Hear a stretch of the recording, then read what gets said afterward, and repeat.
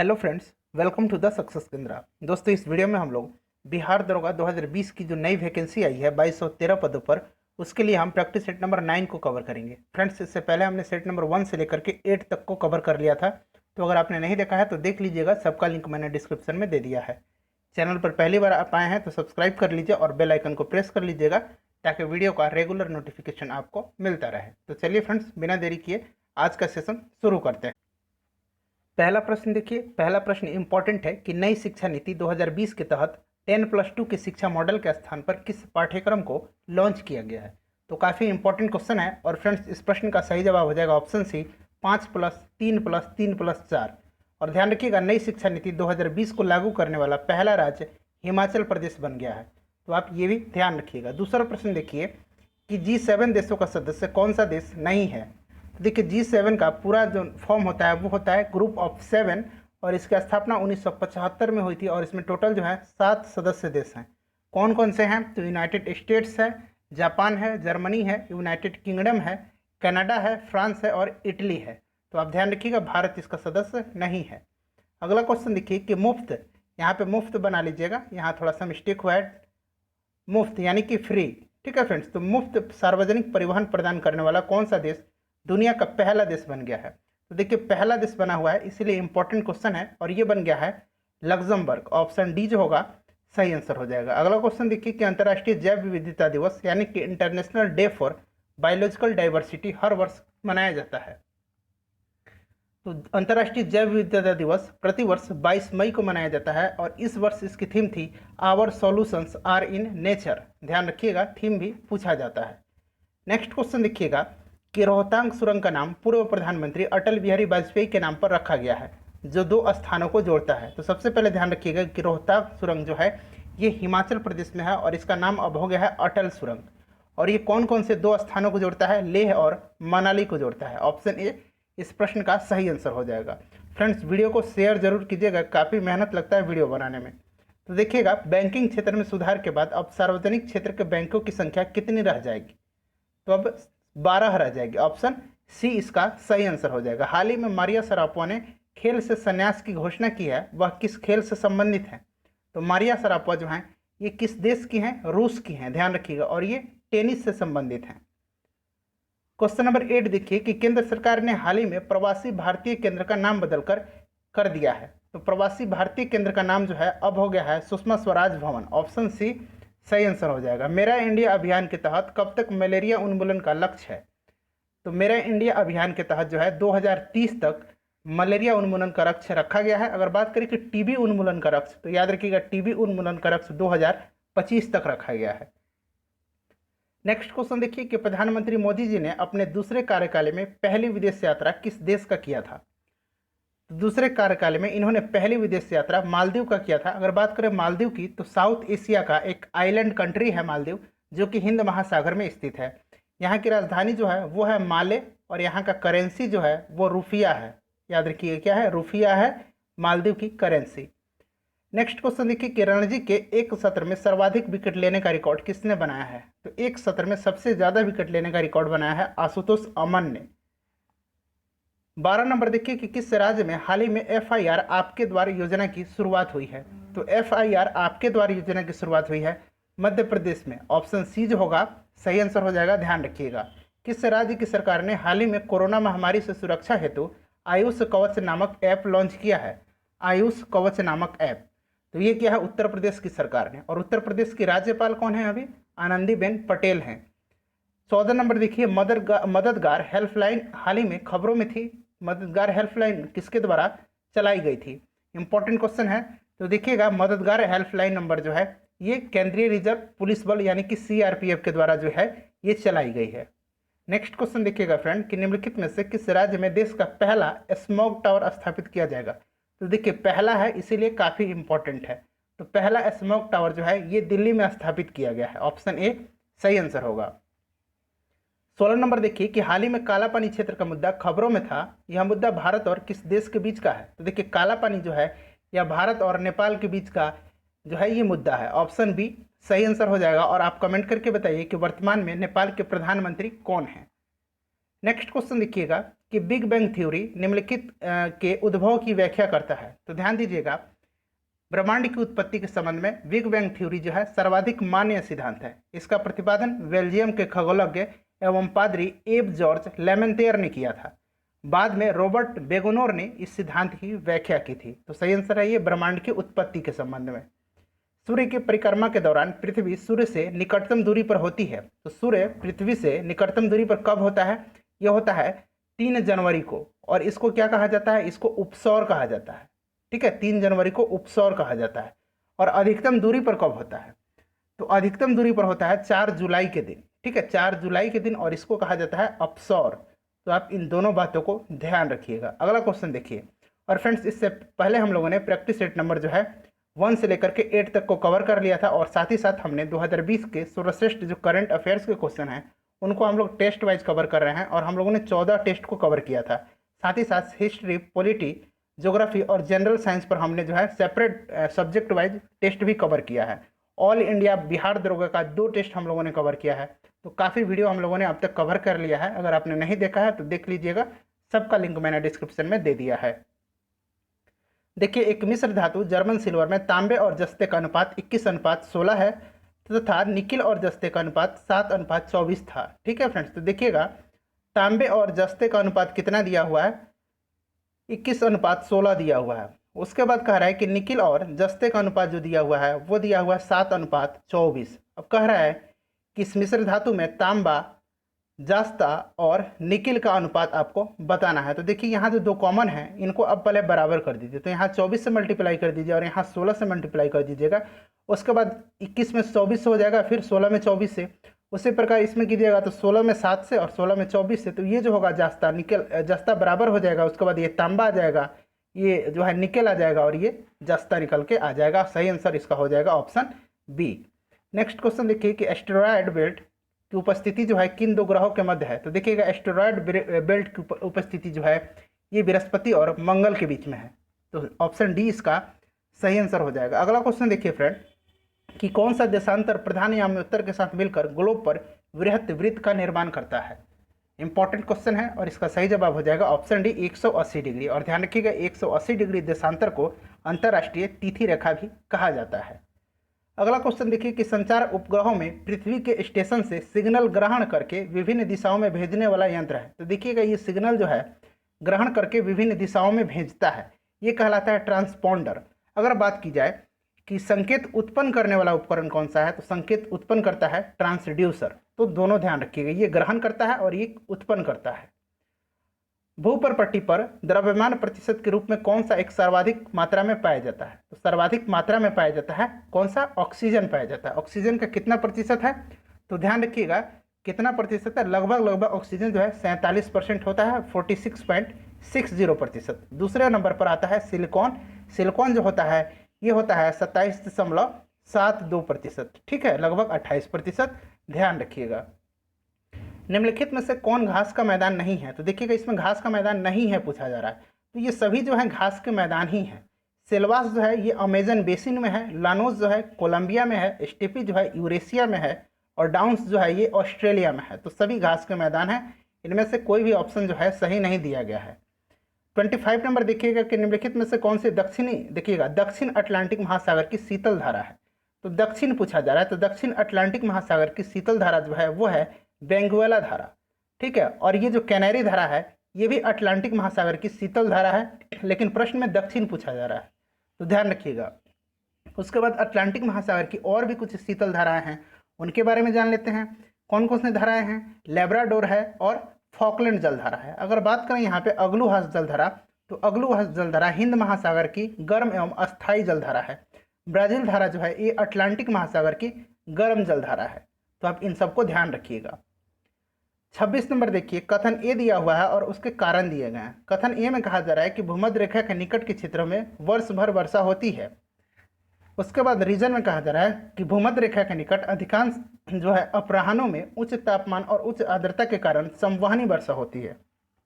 तो दोनों को आप एक एक करके पहले पढ़ लीजिए। ठीक है फ्रेंड्स, सही आंसर इसका हो जाएगा ऑप्शन ए और आर दोनों सही हैं, और आर जो है ए का सही स्पष्टीकरण है।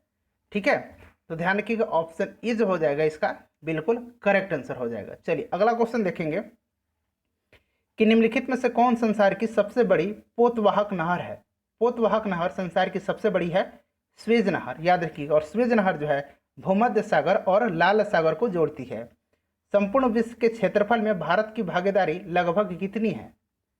तो क्षेत्रफल पूछा जा रहा है, तो भारत की भागीदारी है 2.42%। ठीक है, तो सही आंसर हो जाएगा ऑप्शन बी। अगर पूछा जाए कि जनसंख्या के हिसाब से, तो जनसंख्या के हिसाब से याद रखिएगा 17.5%। दोनों बातें ध्यान रखिएगा। 29 नंबर देखिएगा कि निम्नलिखित में से कौन सी नदी 2 बार धाराओं में विभक्त हो जाती है और कुछ मील आगे चल करके पुनः मिल जाती है, और इस प्रकार श्रीरंगपट्टनम, शिव समुद्रम और श्रीरंगम में के द्वीपों का निर्माण करती है। तो ये कौन सी नदी है। तो ये नदी है कावेरी नदी, और कावेरी नदी को दक्षिण भारत की गंगा भी कहा जाता है। चलिए अगला क्वेश्चन देखिएगा फ्रेंड कि किस प्रकार की मिट्टी में अधिकतम पानी संयोज्य रखती है। तो कल ही हमने भूगोल का जो हम लोगों ने सेट कवर किया था, उसमें मैंने इस प्रश्न को कवर किया था। तो देखिएगा ये चिकनी मिट्टी जो है इसमें जल धारण करने की क्षमता ज़्यादा होती है। 31 नंबर देखिए कि लहसुन में विशिष्ट गंध का कारण क्या है। तो ये है सल्फर यौगिक, ऑप्शन सी करेक्ट आंसर हो जाएगा। 32 नंबर देखिए कि स्टॉक फार्मिंग है। तो देखिएगा स्टॉक फार्मिंग कहा जाता है पशुओं के प्रजनन और पालन करने की विधि को। पशुओं के प्रजनन और पालन करने की विधि को स्टॉक फार्मिंग कहा जाता है। तो सही आंसर ऑप्शन बी। फ्रेंड्स उम्मीद कर रहा हूँ कि वीडियो आप सभी को पसंद आ रही है। तो आपसे अनुरोध है कि आप वीडियो को शेयर जरूर कीजिएगा, लाइक नहीं किए हैं तो लाइक भी कर दीजिए। 33 नंबर देखिए कि 1 हेक्टेयर में कितना एकड़ होता है। तो 1 हेक्टेयर में 2.47 एकड़ होता है, ऑप्शन ए करेक्ट आंसर हो जाएगा। विश्व पर्यावरण दिवस किस तारीख को मनाया जाता है। तो विश्व पर्यावरण दिवस जो है प्रतिवर्ष 5 जून को मनाया जाता है, और इस वर्ष इसकी थीम थी जैव विविधता। क्या थी, बायोडाइवर्सिटी थी, जैव विविधता थी, ध्यान रखिएगा। चलिए नेक्स्ट क्वेश्चन देखते हैं कि प्रकाश संश्लेषण के द्वारा ऊर्जा का कितना प्रतिशत भाग रासायनिक ऊर्जा में परिवर्तित होता है। तो मात्र 1 से लेकर के 2% तक जो भाग है इसका रासायनिक ऊर्जा में परिवर्तित होता है। अगर बात करें प्रकाश संश्लेषण की, जो अंतिम उत्पाद है वो है स्टार्च, ध्यान रखिएगा। ठीक है फ्रेंड्स, उसके बाद कार्बन डाइऑक्साइड और जो जल है, कार्बन डाइऑक्साइड और वाटर, इनके बीच रासायनिक क्रिया के बाद ग्लूकोज का निर्माण होता है तथा ऑक्सीजन गैस मुक्त होती है। 36 नंबर देखिए कि मोटर वाहनों से निकलने वाले निम्नलिखित में से कौन सी एक मुख्य प्रदूषक गैस है। तो इसमें से मुख्य प्रदूषक गैस जो है वो है कार्बन मोनोऑक्साइड। नीचे दिए गए पौधे और उनके खाद्य भाग के युग्मों में कौन सा सही सुमेलित नहीं है। तो देखिए अदरक जो है प्रकंद है, ये सही है। प्याज जो है मांसन पर्ण है, ये भी सही है। नारियल जो है भ्रूणपोष है, ये भी सही है। आलू जो है ये मूल नहीं है, आलू स्टेम है, ध्यान रखिएगा। ठीक है फ्रेंड्स, ऑप्शन सी इसका करेक्ट आंसर हो जाएगा। किस पदार्थ में ऑक्सीजन से सर्वाधिक ऊर्जा प्राप्त होती है। ऑक्सीकरण से, ठीक है, किस पदार्थ के ऑक्सीकरण से सर्वाधिक ऊर्जा प्राप्त होती है। तो सबसे ज़्यादा वसा से प्राप्त होती है, ऑप्शन सी जो होगा सही आंसर हो जाएगा। अगर बात करें कि 1 ग्राम वसा में कितना किलो कैलोरी जो है ऊर्जा प्राप्त होती है, तो 1 ग्राम वसा में होता है, याद रखिएगा 9.3 किलो कैलोरी। ठीक है, सबसे ज़्यादा वसा से प्राप्त होता है, जरूर ध्यान रखिएगा। चलिए नेक्स्ट क्वेश्चन देखते हैं कि हीमोग्लोबिन के बारे में निम्नलिखित कथनों पर विचार कीजिए। तो देखिए यह रक्त में ऑक्सीजन का संचार करता है, सही है। यह लौह यौगिक है, ये भी सही है। यह कुछ रोगों के प्रति प्रतिरक्षा प्रदान करता है, ये गलत है। ये कौन करता है प्रतिरक्षा, WBC करता है, यानी कि सफ़ेद रक्त कण करता है। यह रक्त को लाल रंग प्रदान करता है, ये भी सही है। तो सही आंसर हो जाएगा इसका 1, 2 और 4, ऑप्शन डी करेक्ट आंसर हो जाएगा। नेक्स्ट क्वेश्चन देखिएगा कि निम्नलिखित में से कौन एक सुमेलित नहीं है। तो देखिए डेसिबल ध्वनि की प्रबलता की इकाई सही है। अश्व शक्ति शक्ति की इकाई, ये भी सही है। समुद्र मेल जो है नौचालन में दूरी की इकाई, ये भी सही है। सेल्सियस जो है ये ऊष्मा की इकाई नहीं है। सेल्सियस जो है ताप मापने का एक पैमाना होता है। अगर बात करें ऊष्मा की इकाई की, तो ऊष्मा की इकाई क्या है, जूल होता है, ध्यान रखिएगा। अगला क्वेश्चन देखिएगा कि निम्न में से कौन सा बल क्षयकारी बल है। तो इसमें से क्षयकारी बल कौन सा है, यह है घर्षण बल। घर्षण बल जो होता है ये क्षयकारी बल होता है। नेक्स्ट क्वेश्चन देखिएगा, कथन दिया हुआ है और कारण दिए गए हैं। ठीक है फ्रेंड्स, तो एक एक करके पढ़ते हैं कि तांबे के एक टुकड़े को तथा कांच के एक टुकड़े को एक ही तापमान पर गर्म किया जाता है। उसके बाद स्पर्श करने पर तांबे का टुकड़ा कांच के टुकड़े की अपेक्षा अधिक गर्म लगता है। कारण बताया गया है कि तांबे का घनत्व कांच के घनत्व से अधिक होता है। तो देखिए ये बात तो सही कही गई है, जो कथन है वो करेक्ट है, लेकिन जो कारण बताया गया है ये गलत है। देखिए तांबे का घनत्व जो होता है वो कांच के घनत्व से कम होता है। कांच का घनत्व होता है 28 ग्राम सेंटीमीटर क्यूब। ठीक है फ्रेंड्स, ये कांच का घनत्व है। अगर बात करें तांबे की घनत्व, तो तांबे का घनत्व होता है 8.96 ग्राम पर सेंटीमीटर क्यूब। तो सही आंसर इसका क्या हो जाएगा? सही आंसर इसका हो जाएगा कि ए सही है परंतु आर जो है गलत है। अगला क्वेश्चन देखिए कि कणों के द्वारा हीट ट्रांसफर क्रिया को कहते हैं। तो कणों के द्वारा हीट ट्रांसफर जो होता है उसको कहा जाता है चालन। क्या कहा जाता है? चालन कहा जाता है, यानी कि कंडक्शन कहा जाता है। कुछ और इंपॉर्टेंट बातें ध्यान रखिएगा। पृथ्वी का जो वायुमंडल है वह किस विधि के द्वारा गर्म होता है? कन्वेंशन विधि के द्वारा, यानी कि संवहन विधि के द्वारा गर्म होता है। और पृथ्वी तक सूर्य की उष्मा जो है वो रेडिएशन विधि यानी कि विकिरण विधि के द्वारा पहुंचती है। तो आप इन सभी बातों को जरूर ध्यान रखिएगा। 44 नंबर देख लीजिए कि निम्नलिखित में से कौन सा जल को जीवाणु मुक्त करने हेतु प्रयुक्त होते हैं? तो इनमें से कौन सा जो है? तो ये सभी हैं। ठीक है, ओजोन भी होता है, क्लोरीन डाइऑक्साइड भी होता है और क्लोरोमीन भी होता है। तो सही आंसर ऑप्शन डी। ऑक्टेन संख्या द्वारा किसकी गुणवत्ता मापी जाती है? तो ऑक्टेन संख्या के द्वारा जो है पेट्रोल की गुणवत्ता मापी जाती है।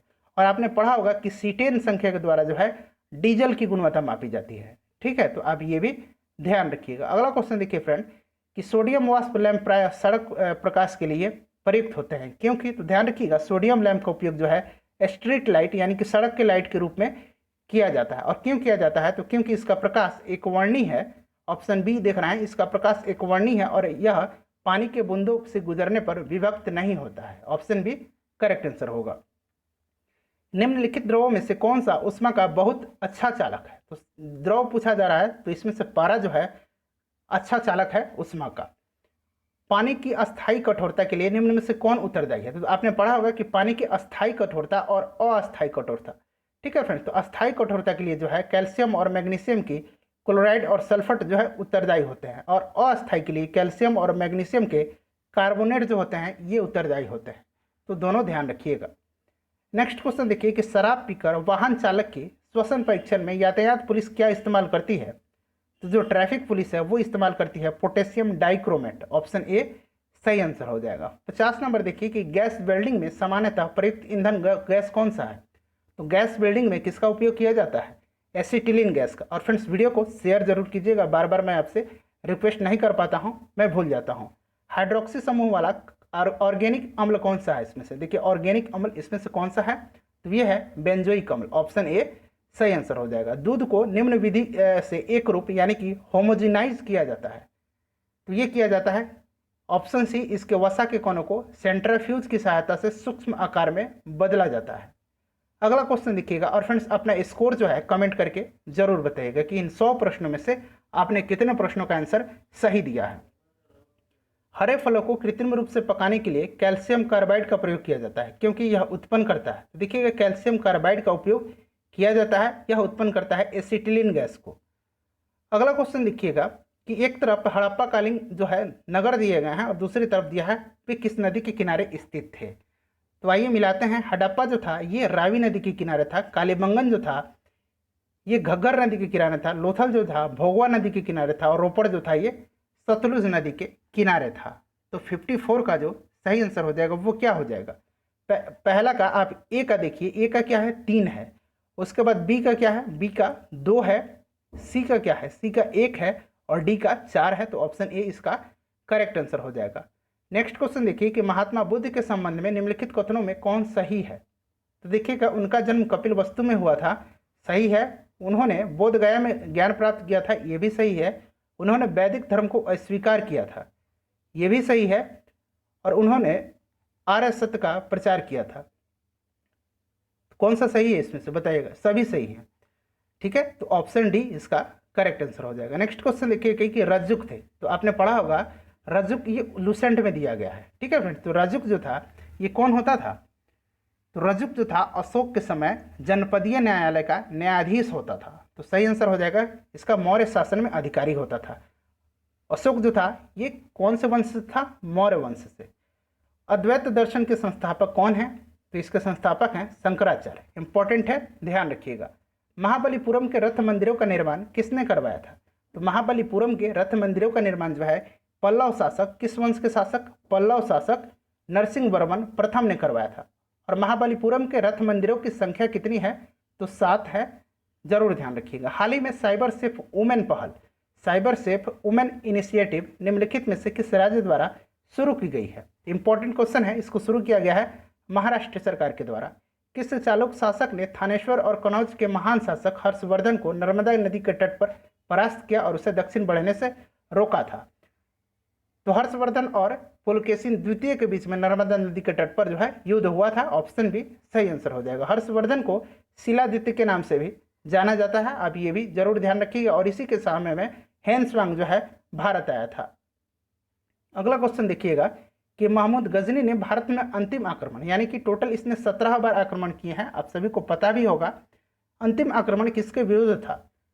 तो पहला आक्रमण जानिए, इसका पहला आक्रमण जो था ये कब हुआ था? इंपॉर्टेंट है। तो पहला आक्रमण इसने कब किया था? पहला आक्रमण इसने किया था 1000 ईस्वी में, ठीक है, 1000 ईस्वी में इसने किया था। कहाँ पे? पेशावर में। उसके बाद इसने जो है आखिरी आक्रमण किया था 17वां आक्रमण जाटों के खिलाफ। कब किया था? तो 1027 में, ठीक है, 1027 में किया था जाटों के खिलाफ जो है इसने आक्रमण। उसके बाद इसने प्रसिद्ध इसका आक्रमण जो था वो सोमनाथ मंदिर पर था। इसने 1025 ईस्वी में सोमनाथ मंदिर पर आक्रमण किया था। तो इन सारी बातों को ध्यान रखिएगा। और एक और प्रश्न पूछा जाता है यहाँ से कि महमूद गजनी के दरबार में कौन कौन से विद्वान रहते थे? तो ये कौन कौन से रहते थे? अलबरूनी रहते थे, फिरदौसी रहते थे, उतबी रहते थे और फरूखी रहते थे। तो इसका एक ट्रिक है FUFA, फूफा, ठीक है, फूफा याद रखिएगा। F से हो गया फरूखी, U से हो गया उतबी और F से हो गया फिरदौसी और A से हो गया अलबरूनी। चलिए अगला क्वेश्चन देखिएगा कि निम्न में से किस सुल्तान ने कुतुब मीनार की 5वीं मंजिल का निर्माण कराया था? तो ये कराया था, किसने कराया था? फिरोज तुगलक ने कराया था। ऑप्शन सी जो होगा सही आंसर हो जाएगा, ठीक है। इसका निर्माण किसने करवाया था? कुतुब मीनार का कुतुबुद्दीन ऐबक ने। निर्माण कार्य को पूरा करवाया था इल्तुतमिश ने। नेक्स्ट क्वेश्चन देखिएगा कि निम्नलिखित में से कौन सा युद्ध सही सुमेलित नहीं है? तो देखिएगा ये चारों जो युद्ध हैं बाबर के द्वारा लड़े गए युद्ध हैं और सभी युद्ध में बाबर की विजय होती है। और इसमें से चंदेरी का युद्ध जो है ये गलत है। चंदेरी का युद्ध कब हुआ था? ये 1530 में नहीं हुआ था, ये हुआ था 1528 ईस्वी में। आपको क्रम से याद रखना है। देखिए पानीपत का युद्ध 26 में, खानवा का युद्ध 27 में, चंदेरी का युद्ध 28 में और घाघरा का युद्ध 1530 में, ठीक है, और 1529 में और 1530 में है जो बाबर की मृत्यु हो जाती है। तो सही आंसर हो जाएगा ऑप्शन डी, यही जो है सुमेलित नहीं है। अंग्रेजों का फोर्ट विलियम कहाँ अवस्थित है? तो देखिएगा फोर्ट विलियम जो है सबसे पहले जानिए इसको बनवाया किसने था? तो फोर्ट विलियम को लॉर्ड वेलेस्ली ने नागरिक सेवा में भर्ती किए गए युवकों को प्रशिक्षित करने के लिए बनवाया था, कोलकाता में। ऑप्शन बी सही आंसर हो जाएगा। सर्वेंट ऑफ इंडिया सोसाइटी की स्थापना किसने की थी? सर्वेंट ऑफ इंडिया सोसाइटी की स्थापना गोपाल कृष्ण गोखले ने किया था 1905 में। निम्नलिखित में से कौन क्रांतिकारी पत्र वंदे मातरम के संस्थापक थे, संपादक थे? तो ये थे श्यामजी कृष्ण वर्मा। सारथी ने एक बैंक में 3125 रुपया जमा किए जिस पर कि 8% साधारण ब्याज की वार्षिक देय था। यदि सारथी ने धन 5 साल के लिए बैंक में रखा तो वह कितना ब्याज अर्जित करेगा? तो साधारण ब्याज पूछा जा रहा है, आसान है। क्या होता है? सिंपल इंटरेस्ट इक्वल टू होता है P into R into T by 100। सब कुछ रख दीजिए। P दिया हुआ है आपको 3125, R दिया हुआ है 8% और जो टाइम दिया हुआ है 5 साल दिया गया है। तो सही आंसर निकालिएगा तो ऑप्शन बी आ जाएगा 1250। नेक्स्ट क्वेश्चन देखिएगा कि द्वितीय विश्व युद्ध के बाद 1946 में कौन भारत आया था? तो देखिएगा द्वितीय विश्व युद्ध की समाप्ति के बाद 1946 में जो है कैबिनेट मिशन आया था भारत। कौन आया था? कैबिनेट मिशन आया था 1946 में। स्टेफोर्ड क्रिप्स, पैंथिक लॉरेंस और AB अलेक्जेंडर, ये 3 इसके सदस्य थे। सही आंसर हो जाएगा इसका ऑप्शन बी। बात करें अगर क्रिप्स मिशन की, तो क्रिप्स मिशन 1942 में आया था और उस समय वायसराय कौन था? लॉर्ड लिनलिथगो था, याद रखिएगा, ठीक है। कौन था? लॉर्ड लिनलिथगो था।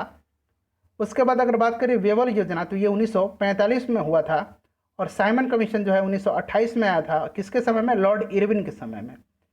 केंद्र में द्वैध शासन किस अधिनियम के अंतर्गत स्थापित किया गया? ध्यान से पढ़िएगा, केंद्र पूछा जाता है और एक पूछा जाता है प्रांत में।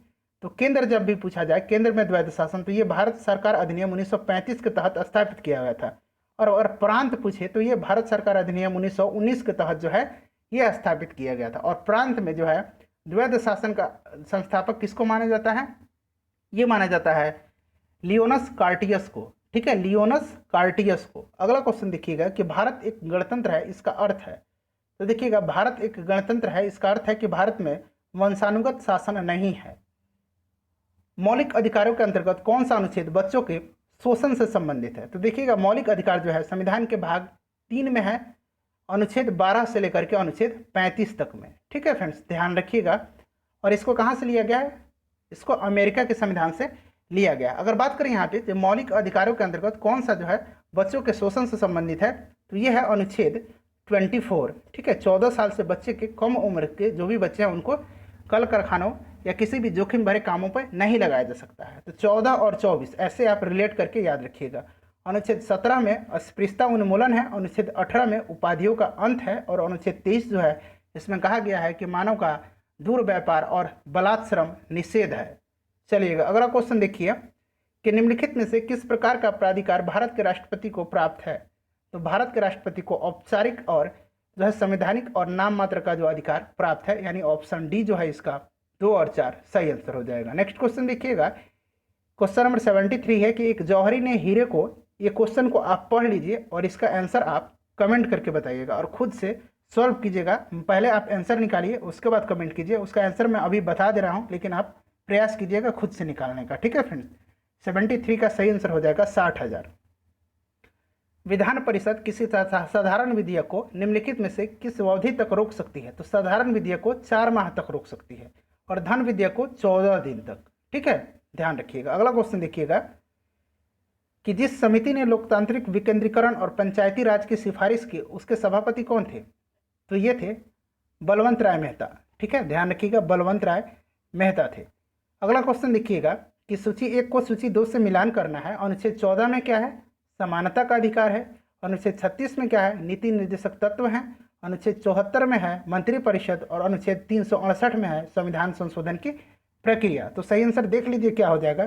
पहला का माफ कीजिएगा, पहला का 3 हो जाएगा, उसके बाद दूसरा का क्या हो जाएगा? 4 हो जाएगा, उसके बाद सी यानी तीसरा सी का हो जाएगा 2 और डी का जो हो जाएगा वो 1 हो जाएगा। तो 3 4 2 1 देखिए कहाँ है? ऑप्शन डी में है। चलिए अगला क्वेश्चन देखिएगा कि नीचे दिए गए हैं इसमें से कथन है और रीजन है, पढ़िए और इसका सही आंसर बताइए। संसद और राज्य विधानमंडलों में महिलाओं के लिए 33% का सीटों का आरक्षण के लिए संविधान संशोधन की आवश्यकता नहीं है। बताइएगा 77 में ये क्या सही है? तो देखिए ये गलत है। ठीक है, उसके बाद पढ़िए, चुनाव लड़ने वाले राजनीतिक दल बिना किसी संवैधानिक संशोधन के जितनी सीटों पर भी चुनाव लड़ रहे हैं उसके 33% जो है महिलाओं के लिए नियत कर सकते हैं। ये सही है। तो इसमें जो है केवल जो है आर सही है। ठीक है, ए गलत है और आर जो है सही है। अगला क्वेश्चन देखिए कि भारत में नियोजित अर्थव्यवस्था जो है आधारित है। तो नियोजित अर्थव्यवस्था जो है ये समाजवादी व्यवस्था पर आधारित है। पिछड़े देशों के लिए रोलिंग प्लान का सुझाव किसके द्वारा दिया गया था? रोलिंग प्लान, तो इसका सुझाव दिया गया था जी मिर्डल के द्वारा। ऑप्शन ए जो है सही आंसर हो जाएगा। भारत में गरीबी रेखा के नीचे रहने वाले का प्रतिशत तेंदुलकर समिति के अनुसार बताना है कि कितना था। तो तेंदुलकर समिति के अनुसार जो था वो था 21.9% और रंगराजन समिति के अनुसार याद रखिएगा, रंगराजन समिति के अनुसार जो था वो था 29.5%। अगला क्वेश्चन देखिएगा कि हाल ही में कोलकाता बंदरगाह का नाम किनके नाम पर रखने की घोषणा प्रधानमंत्री नरेंद्र मोदी ने की है? तो कोलकाता बंदरगाह का नाम रखा गया अब श्यामा प्रसाद मुखर्जी।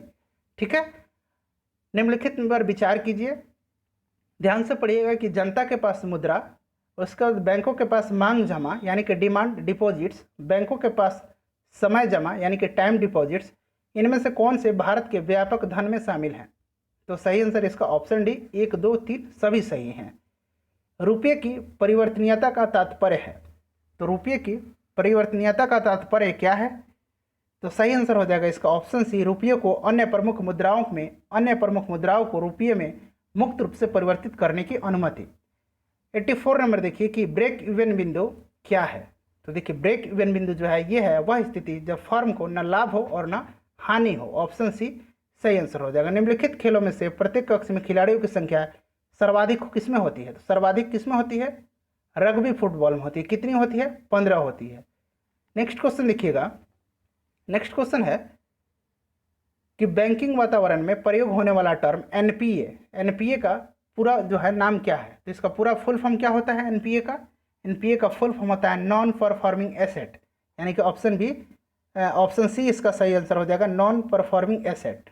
नेक्स्ट क्वेश्चन देखिएगा कि ए और बी, इस प्रश्न को भी पढ़ लीजिए और इसका आंसर आप कमेंट करके बताइएगा। आंसर मैं अभी इसका बता दे रहा हूँ, 87 का जो सही आंसर हो जाएगा वो हो जाएगा ऑप्शन सी।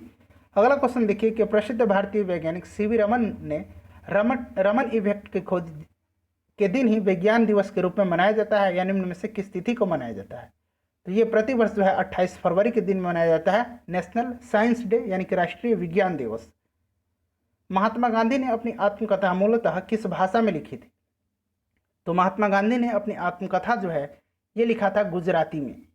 प्रतिष्ठित टैलर पुरस्कार किस क्षेत्र में विशिष्ट योगदान हेतु प्रदान किया जाता है? तो टैलर पुरस्कार जो है ये दिया जाता है पर्यावरण के क्षेत्र में, और इस वर्ष जो 2020 का दिया गया है वो किसको दिया गया है? पवन सुखदेव को दिया गया है। याद रखिएगा, पवन सुखदेव को टैलर पुरस्कार से सम्मानित किया गया है। नेक्स्ट क्वेश्चन देखिएगा, नेक्स्ट क्वेश्चन इंपॉर्टेंट है, ठीक है फ्रेंड्स। देखिएगा कि खेलो इंडिया यूथ गेम्स के तीसरे संस्करण में कौन से राज्य प्रथम स्थान पर रहा था? तो देखिए तीसरा संस्करण जो हुआ था ये गुवाहाटी में हुआ था, और इसमें जो है महाराष्ट्र पर पहले स्थान पर रहा था। अगर बात करें कि चौथा संस्करण, ये तीसरा संस्करण था, चौथा संस्करण कहाँ होगा? तो चौथा संस्करण जो है ये हरियाणा में होगा, ध्यान रखिएगा। चलिए अगला क्वेश्चन देखिएगा कि अगला क्वेश्चन है कि किस केंद्र शासित प्रदेश में दुनिया का सबसे ऊंचा रेलवे पुल बनाया जा रहा है? तो सबसे ऊंचा रेलवे पुल कहाँ बनाया जा रहा है? ये बनाया जा रहा है जम्मू कश्मीर में, और जम्मू कश्मीर में किस नदी पर? तो चिनाब नदी पर बनाया जा रहा है। नेक्स्ट क्वेश्चन है 93 नंबर, क्वेश्चन को पढ़िएगा। प्रसिद्ध मयूर सिंहासन मुगलों के किस भवन में रखा गया था? तो सबसे पहले जानिए मयूर सिंहासन को बनवाया किसने था? तो मयूर सिंहासन को शाहजहां ने बनवाया था, ठीक है फ्रेंड्स, शाहजहां ने बनवाया था। और इसका जो है प्रमुख कलाकार कौन था जिसने बनाया था? तो ये बनाया था बेबादल खां ने। किसने बनाया था? बेबादल खां, याद रखिएगा बेबादल खां। और मयूर सिंहासन पर बैठने वाला अंतिम मुगल बादशाह कौन था? मोहम्मद शाह था, ये भी ध्यान रखिएगा। और इसको लेकर चला गया नादिर शाह ईरान में। तो सही आंसर हो जाएगा इसका ऑप्शन डी, दिल्ली के लाल किले के दीवाने आम में जो है ये रखा गया था। अगला क्वेश्चन देखिएगा कि 20 रुपये के नोट पर निम्नलिखित में से किस भारतीय राष्ट्रीय उद्यान की छवि है? तो पुराने 20 रुपये के नोट पूछा जा रहा है, इस पर है माउंट हैरियट की, ठीक है फ्रेंड्स। अगर बात करें नए 20 रुपये के नोट पे, तो नए नोट पर एलोरा की गुफाओं का जो है चित्र अंकित है, याद रखिएगा। उसके बाद देखिए कि तारापुर परमाणु ऊर्जा संयंत्र की स्थापना किस देश की सहायता से की गई थी? तो ये किया गया था संयुक्त राज्य अमेरिका की सहायता से। और ये कहाँ है तारापुर परमाणु ऊर्जा? तो ये है महाराष्ट्र में। नेक्स्ट क्वेश्चन देखिए 96 नंबर देखिएगा कि दूध की कीमत 20% बढ़ गई है, व्यय को उतना ही रखने के लिए वर्तमान उपभोग में कितनी कमी करनी पड़ेगी? तो इसका सिंपल सा फॉर्मूला होता है 100 इंटू जितना भी बढ़ी है उसको ऊपर मल्टीप्लाई कीजिए और 100 में नीचे इसको जोड़ दीजिए, ठीक है फ्रेंड्स। अब इसको सॉल्व कीजिएगा तो कितना आ जाएगा? 120 हो जाएगा, और नीचे 120 हो जाएगा, ठीक है। नीचे जो है 120 हो जाएगा यहाँ पे, और ऊपर जो है 100 इंटू 20 होगा।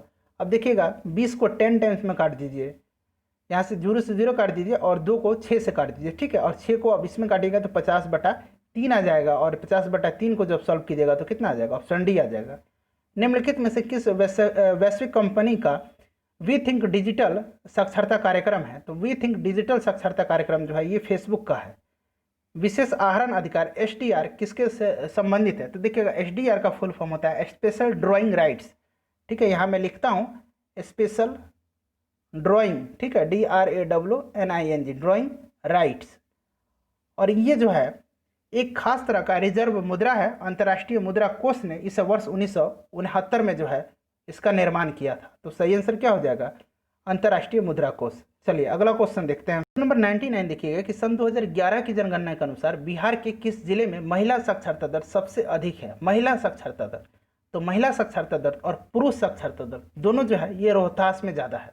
अगर बात की जाए कि न्यूनतम महिला साक्षरता दर किस जिला में है, तो याद रखिएगा वो है सहरसा जिला में। अगला क्वेश्चन देखिएगा कि बिहार पंचायती राज अधिनियम 2006 के अंतर्गत त्रिस्तरीय पंचायतों के स्थानों या पदों में से सभी कोटियों में महिलाओं के लिए कितने प्रतिशत आरक्षण की व्यवस्था की गई है? इसका आंसर आपको कमेंट में करके बताना है। और फ्रेंड्स टोटल हम लोगों ने 100 प्रश्नों को कवर कर लिया, और मुझे पूरी उम्मीद है कि वीडियो आपको पसंद आई है। तो इस वीडियो को जितना हो सके आप शेयर कीजिए, लाइक कीजिए, दबा के इसको जो है शेयर करिएगा। अपना ख्याल रखिएगा, सुरक्षित रहिएगा, और 1 से लेकर के 8 तक का प्रैक्टिस सेट है उसका लिंक डिस्क्रिप्शन में है, ज़रूर देख लीजिएगा। Thanks for watching.